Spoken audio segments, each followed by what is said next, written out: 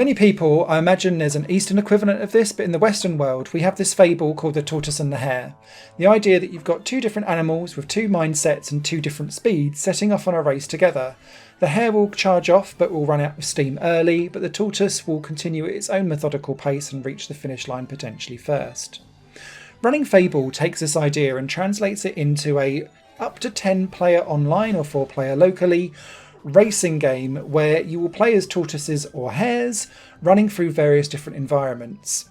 It reminds me quite similarly to the PS1 game Running Wild or PS2 game Iridium Runners. There's quite a few of these styles of games out there where you're physically running through environments rather than racing through like cars or something like that.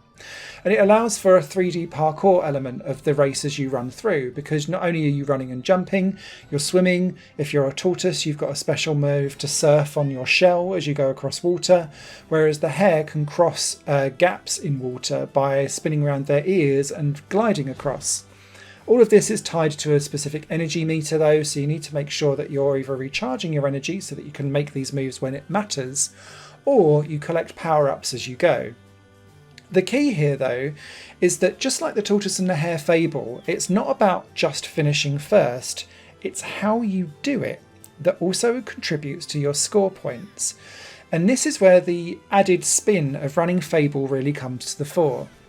Before every single race that you do, each player enters a trap setting stage, and you have a collection of traps and a collection of power-ups, and you can place as up to about sometimes 1, sometimes 10 of each of these different power-ups or traps onto the stage that you're about to race in before you set off. Some of them can be very clear and out in the open. Some of them can be hidden and invisible. You can run into your own traps and slow yourself down, but you score points the more you trap other players as they run through the game. So it's in your interest to set up specific maybe power-ups in certain areas of the track, but then place traps around it, and then you'll know not to go and try and collect that energy power-up or that HP replenishment, but your opponents might not see that, and so you've set some invisible traps and they go running into it, get caught in a net or exploded by a piece of dynamite, or they get caught up in a typhoon or a rain cloud. That slows them down. You keep on running, going off ahead. And so as you cause more problems for more of your competitors, you'll gain points. The points for actually finishing first equates to only a few points of catching a few other people out. So it's less around actually reaching the finish first, it's more around the traps and the enemies you've made along the way. It's a really weird way to play a racing game, but it oddly works because it's so chaotic. But you have to have people who are prepared to take risks, not be frustrated when they end up getting stuck in loads of different environmental traps, like one after the other, because some people might put 2 nets next to each other, then another player puts in a third one, and as you kind of bounce from one to another, you're like, oh my god, losing 15 seconds as you get stuck behind everyone else. But that's part of the fun, and so long as you don't mind that it's going to be a bit chaotic, and that actually you could be by far the best person in the race, but if someone else is well placed to their traps and come last, they're going to win. You have to be okay with that going into Running Fable, and so long as your mindsets are attuned to that, you'll be okay playing Running Fable and you'll get a lot of fun out of it. For the price point, which is £6.99, there are only 6 tracks, and this is really one of a couple of issues that I have with Running Fable. There needed to be a couple of more tracks to give more variety, because although every time you play it everyone's traps will be placed differently, you start to kind of tune in to where people naturally put traps, like round the edges of corners, or where you think that someone will try and cut a corner. You'll just lay loads of stuff there and then you learn to just not avoid it. So that kind of starts to cause a little bit of an issue.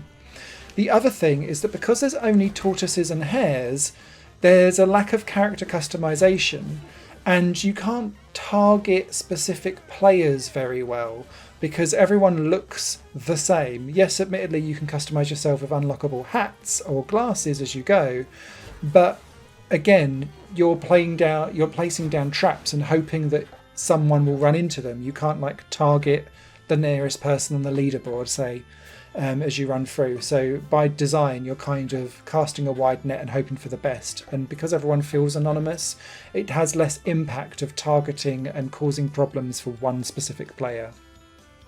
The third and final thing is just around collision detection. And I think this is just because the game's running at speed. You've got 10 players kind of causing carnage and running around places. Sometimes the collision detection isn't great, and it will say that you've caught onto a cage or a net or a bomb, but actually you're visually not touching it or near it. It's just you're within a certain vicinity of it, and so it will trigger that attack anyway. And I found that increasingly more frustrating the more that I get to play running Fable, because I was hoping for more of that precision. And when you're playing a racing game where you're trying to cut corners, jump across things, sometimes when you dive over something and you've got unleashing your special move, it will trigger a trap to set off, and sometimes it doesn't. It just feels a little bit woolly around the edges on how this all kind of plays out. That being said, there's genuinely nothing quite like this on the market. It's like Rock of Ages was turned into a racing game instead of a boulder rolling game, if that makes sense. And so, genuinely unique. I think there's legs in it. Bad pun, I know. But you just have to know going in that finishing first does not equate to winning. And so if you've got that mindset sorted out, I think you'll have much more fun with this than if you take this on as a pure racing game. And there's no way to turn off traps, so you have to go at it from that perspective. Written review over on HarePlayingGames.com. Any comments or questions, leave them down below and I'll get back to you. Cheers. Hare Playing Games is part of the Hare Playing Network, a completely independent media outlet supported by people like you. The goal is to create the best possible content that cultivates a richer indie scene for games as well as music and entertainment. To find out more and to get involved, visit patreon.com/Hare Playing Network. Your support makes all the difference, and in return you'll gain access to bonus content and downloads. Thank you for watching.